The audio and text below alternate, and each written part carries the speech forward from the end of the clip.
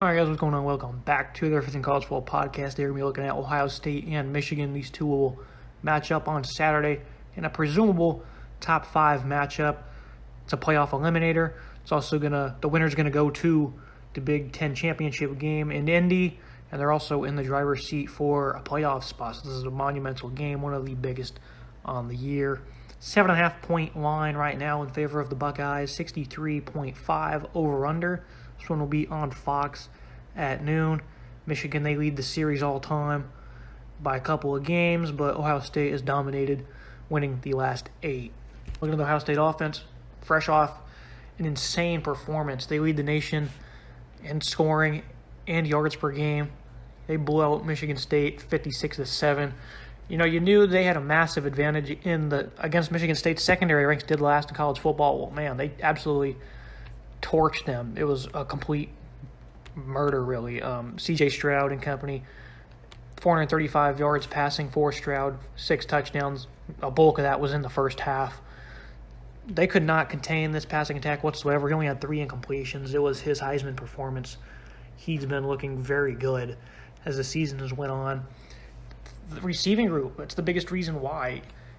3 potential first-round picks in Chris Olave, Jackson Smith-Njigba, and Garrett Wilson. They all have over 800 yards receiving. All 3 of them have 58-plus receptions. These guys are just insane. The group they have. Depth is great as well. Jeremy Ruckert gets some looks, about 2 receptions a game.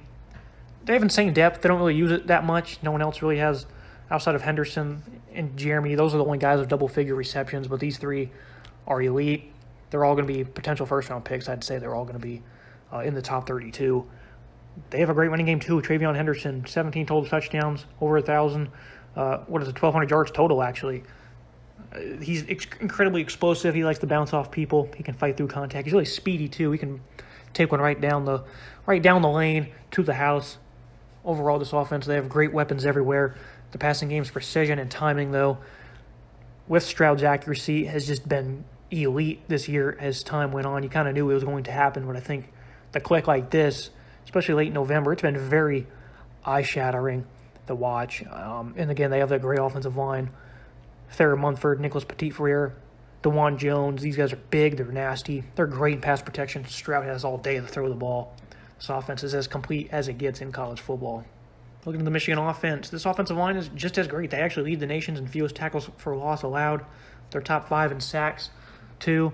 Blake Corum, he's expected to get to go. I think he was active last week against Maryland, I believe, or in the game against the Terrapins, but he did not play. Donovan Edwards filled in for him. Hassan Haskins did his thing. This duo was phenomenal. Haskins and Corum are as good as it gets in their own right when it comes to running backs. These guys have been tearing it up all year long. It's going to be their moment to shine here. They didn't have the biggest of games against Michigan State and they lost a couple of weeks ago. The team hasn't ran for 200-plus yards in 4 games, so they've kind of died down a bit. It's still a big part of their offense. They ran the ball, I'd say, pretty well against Penn State. Haskins, that is, has 1,000-plus yards. They both have 10-plus touchdowns, total 23 between the two run on the ground. Passing game, though, it's probably going to be the story. Cade McNamara, they've been very good. This is not your typical Michigan offense. Usually when they play these tougher defenses like Penn State, Wisconsin, they absolutely get stonewalled in the passing game. They do nothing. It's just a complete, utter embarrassment. That's not been the case this year. They had a very good game against Wisconsin on the road. Same thing against the Nittany Lions. They had that late touchdown drive led by Cade. He's been very good this year, completing 64% of his passes. I like how efficient he's been. He's been doing a very good job in his role. I'd say it's comparable to what Stetson Bennett is doing at Georgia. They're not asking him to do a whole lot, but when they do ask him to do much, he delivers. But I'd say he's been better than Stetson, honestly. A 14-2 TD to INT ratio, averaging around 200 yards per game. They have solid size with Cornelius Johnson, Eric All. For the most part, they like to spread it out. Andre Anthony, you've seen him. He's come on. He really came on in that Spartans game. He hasn't gotten many touches this year, but he's plenty capable. Roman Wilson, I think he's probably their second-best receiver. Dalen Baldwin. They have plenty of guys that are going to spread it out too, but Johnson and All, they're both 6'3" or taller. They've got the best size. They're going to be used in the red zone. They're also going to be used vertically on the boundaries. Not so much All as another receiver, but he's a great tight end in the middle of the field. Like what he brings to this offense. They got some pretty good they have some pretty good balance, but it starts with his running game and an offensive line that's very good at sealing the edge. They've been very good in pass protection as well. As much love as the Buckeyes O-line gets, this one is probably better with Andrew Vastardis and Andrew Stuber. These guys are very good. They should not be overshadowed one bit. This is a really good unit. The Buckeye defense overall for the season, the pass rush, they've been a little inconsistent, but for the most part, it's a collective effort. Haskell Garrett, Tykel Williams, Zach Harrison, Tyreek Smith, Jack Sawyer. They're incredibly deep on this defensive front. They've been much better versus the run here the last couple of weeks. They gave up 200-plus in the first 2 games. The most since is 113 yards in Nebraska, 3.3 yards per carry versus P5 opponents this year. The last 5 weeks, they've really been eating, especially against Michigan State, what they just did. Kenneth Walker only had 6 carries. They were blowing them out so bad they didn't even have a chance to get the ground game going, the Spartans, that is. So they did a pretty good job of clogging it up. They didn't really try to run it that much. The game was pretty much over in a snap of a finger. So not the best tape to view because it was just a blowout. So they didn't have an opportunity to even try to establish a running game. Regardless, though, nothing was available for the Spartans when they did try it. These linebackers, they've really settled down. Tommy Eichenberg, Cody Simon, Otto Mitchell. These guys are really good in terms of progression. They've done very good this season. Week to week, they're doing much better with positioning. They're playing a lot less man coverage. That's allowing these linebackers and the corners to get off blocks better and stop the run. The defense has progressed immensely. The secondary still has some issues. Underneath, they're not great. They're kind of concerning with that off coverage. They got beat downfield against Penn State. They got dominated in the air raid versus Purdue. Again, that was another offensive feasting where Purdue was just throwing the ball. I think they almost had 60 passing attempts, So it wasn't great. Underneath is still a concern. Overall, downfield, though, they've been actually pretty good. That's been a very underrated part of this defense. They're not allowing much downfield. Ronnie Hickman has been a complete enforcer. He's by far their leading tackler. He's a versatile guy. He can play really anywhere on the defense. Denzel Burke, he's playing very good ball as well. Marcus Williams, and he's been holding down that safety spot pretty well. I think they match up pretty solidly against the Wolverines. Their passing attack has got big play capability. They've done it numerous times this year, but it's not like they're playing, a death-defying passing attack. So I think with the way they've been covering downfield, this could be a nice little matchup for the Buckeyes, especially with how they've done against the run. Michigan defense, David Ojabo, Aiden Hutchinson, the top pass rush duo in college football. It's not much of a debate. These guys are phenomenal. They both have double-figure tackle for losses numbers. They were the story against Penn State. Going into that game, you knew they had a big edge against that offensive line, and, man, they delivered. I think they had combined 7 sacks between the two. Or maybe that was the team number. I don't know, but they feasted. Their presence was certainly felt on a play-by-play basis. Josh Ross, he's been extraordinary. Big part of the run defense that Michigan has. They haven't been dominant in the trenches, 100-plus rushing yards in 9 games so far this year, but they've not given up over 200 yards at all. So they've not been dominant. They've not been terrible by any means either. They're not getting burned. Remember last year, they were just god-awful against the runs. They've been improving tremendously. Donovan Jeter, Mozzie Smith, Chris Hinton, they have some really good size. You remember against Kenneth Walker, they couldn't tackle. That was the only game they really got gashed in. They were struggling to tackle in the middle of the field. The linebackers didn't have great positioning, but I thought they had some pretty good penetration in that game. Walker is just incredibly good at bouncing off people and making people miss. That's going to be an issue here against Travion Henderson too. It's not going to be any easier, but this run defense is really not that concerning. I like the size they got. The linebackers are incredibly talented, and of course they got that great pass rush too. The secondary, though, they've grown so much as well. Mike McDonald in this zone-heavy type of scheme. They're going to have to try and play some man coverage, though. I think Vincent Gray and DJ Turner, they're going to have to play the best games of the year. They're playing, like I said earlier, 3 potential first-round picks at receiver. These guys are nasty. I like this nickel package they have. Daxton Hill, he can be used in a more versatile role. They've only allowed 2 TDs in the last 6 games. Had one against Maryland and Penn State. Overall, though, they've been very good. 8th in FBS and completion rate allowed. They had some struggles against Nebraska, and they gave up a big play or 2 against Michigan State that was key in the Spartans' win through the air. For the most part, though, they've been very good.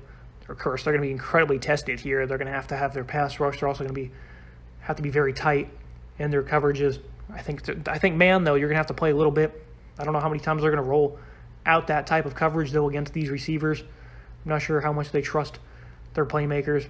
Brad Hawkins, though, and Hill, very good safeties. So it's going to be very interesting to see what McDonald rolls out there. Do I have confidence in the secondary? Yeah, I do. I like what they've been doing this year. They're not giving up a lot of big plays. And all facets of the defense, they've grown tremendously. Team comparisons, Ohio State gets the edge at quarterback. You just seen what C.J. Stroud did. That's not just the receivers they have. It's his precision, his accuracy, the timing. It's all down. You could have anybody at receiver, really, with how he's playing right now. He's in the zone. I think he completed like 17 or 18 passes in a row at one point. Yeah, nasty. Running back, the edge goes to Michigan, that great duo of Corum and Haskins. Not much of a debate, but the Buckeyes, they're not bad. Henderson, Master Teague will get involved a bit. Maya and Williams, they're incredibly deep as well, but that duo, I think Michigan's probably deeper with Donovan Edwards. I like what they have as well. Kind of even in that spot, but we'll respectfully give it to the duo who's earned it. Wide receiver, Ohio State, not a debate. That trio is insane. It's probably, I don't think any team's ever had a better trio. Maybe Alabama over the past couple of years. They had 4 first-rounders. But the depth with the Buckeyes and the starters, it doesn't compare one bit. So they get the edge there. Offensive line, I say it's pretty even. Both of these guys are great in pass protection. Michigan seals off the edge very well with their running game. It'd be disrespectful to give any team an edge here because both of them have been just lights out. So it's very even there in the trenches. Michigan, I got to give them the edge in the defensive line, even though it's still pretty even there. The Ohio State, they have this great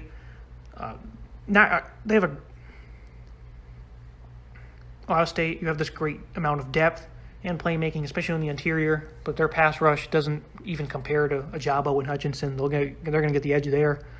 It's not a knock on the Buckeyes by any means. They've been great too, especially against the run. We keep harping on that fact, but the pass rush duos, they don't compare one bit. Linebacker, Ohio State, I gotta give it to them. I really think that what they've done in the middle of their defense, they've been improving tremendously. I like what they get from Eichenberg and Cody Simon. Bryson Shaw will sometimes make plays down there in the box. Steele Chambers, a former running back, he gets a good amount of reps. I just like overall what they have at linebacker. The Buckeyes do more than Michigan because outside of Josh Ross, it's been more of a collective effort for the Buckeyes at linebacker than it has for Michigan. So I'm going to give them the edge there.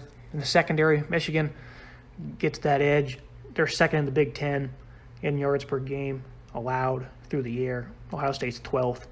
I like both secondaries. I think they're both pretty solid. I think Michigan, they have the edge. They're playing very good this year. They've progressed tremendously in the back end. I think both of their safeties are going to be high draft picks potentially. Hill will. Hawkins, he's certainly climbing the draft boards. They've just been top-notch, really, against the pass over time. And the Buckeyes, that Purdue game was pretty concerning, as was Penn State. They're not going to face that style of offense, the air raid, the rest of the year. But still, they played very good against Michigan State, but they're kind of inconsistent at this moment in time. But they're not bad by any means, so let's keep that clear. Keys to the game, I think, for Michigan, you got to control the clock. You got to dominate the trenches. You've been doing that all year long. You got to keep that offense off the field. It doesn't matter how good your defense is. I don't think you're going to be able to contain them for 60 minutes. The Buckeyes, for them, you got to get your run game going, utilize that play action a bit, playing a good secondary. They don't need to run the ball. I trust the receivers in this passing game regardless. The spacing on their routes is just phenomenal. So they're going to do their work regardless, but just make it easier on yourself. Why would you not? And I think you ought to stop the run game for Michigan. I trust their secondary against this Wolverines passing attack. It's been pretty good, but I think they could have a nice leg up because they're not giving up a lot of big plays. Prediction in this game, I'm going to go Ohio State 45, Michigan 27. Originally, I had Ohio State scoring one less touchdown because I think Michigan's going to come to play. Being at home is really going to help. This is a massive game for Harbaugh and crew. I think their defense is phenomenal. They've been making great strides all year long, but it's going to be tough to contain these guys for 60 minutes. I don't think you can do it. Stroud and crew, they are in the zone right now. I think you'll see this be a close game for 4 quarters, but I think eventually Ohio State's going to break through, and they're going to start hitting those big plays. That's really going to cause the difference. That's going to be the difference maker. So I'll take the Buckeyes 45-27, but this should be a great game. Wouldn't be shocked one bit if Michigan won. Harbaugh and his coaching staff have done a great job this season getting these guys prepared. It's going to be a great game. Can't wait to watch it on Saturday.